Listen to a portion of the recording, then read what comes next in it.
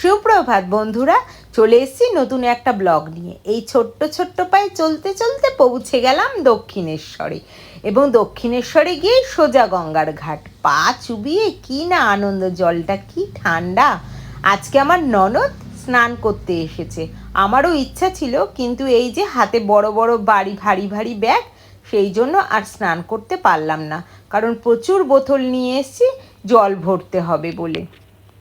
তারপরেই সোজা চলে গেলাম গঙ্গার ঘাট থেকে দোকানে। একটা বড় ডালা নিয়ে চলে গেলাম মাকে পুজো দিতে। পুজো সেরে এই যে এদের দর্শন না করলে হয়। জয় শ্রীরাম। জানেন, আজকে মন্দিরটা কিন্তু অনেক ফাঁকা ছিল এবং ভালোভাবেই পুজোটা দিয়েছি। তারপরে খিদের চোটে সোজা চলে গেলাম ওখানে নতুন নতুন যে রেস্টুরেন্টগুলো আছে সেইখানে।